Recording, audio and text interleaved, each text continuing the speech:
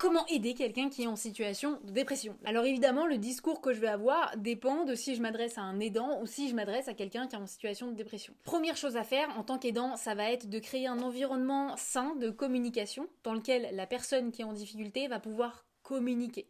Et surtout te dire si la situation s'aggrave et ensuite toi tu pourras agir en conséquence. Le but c'est vraiment de créer une relation de confiance. Deuxième aspect, ça va être de recueillir des témoignages qui sont plutôt positifs et d'expliquer la validité scientifique de la dépression afin que la personne se sente légitime de cette situation et qu'elle puisse percevoir un petit peu d'espoir aussi. Troisième étape, ça va être d'essayer de poser un diagnostic. Donc tu peux passer par ton médecin traitant qui est normalement en capacité de poser le diagnostic, ou sinon tu peux passer par un psychiatre ou encore une psychologue, mais les deux doivent être compétents et spécialisés dans le domaine de la dépression. À savoir que c'est pas parce que tu vois un psychiatre que tu vas forcément prendre des médicaments. Les psychiatres sont en capacité de savoir si tu en as besoin ou non. Et de toute façon, quoi qu'il arrive, aucun soignant va pouvoir être en capacité de forcer l'individu à prendre ses médicaments à la maison. Pas oublier non plus qu'il y a des psychiatres qui sont spécialisés en psychonutrition, qui est une approche qui est assez intéressante, notamment pour les personnes qui ont eu d'autres dépressions et qui n'ont pas réagi aux antidépresseurs classiques. C'est quelque chose qu'il faut pouvoir envisager et ça apporte pas mal de clés. Concernant la psychothérapie, les TCC, les thérapies cognitivo-comportementales et l'EMDR fonctionnent assez bien pour ce genre de problématiques, mais les psychologues qui sont compétents et formés dans ce domaine ne font pas des psychothérapies par hasard. Ils utilisent des méthodes qui fonctionnent pour la majorité des individus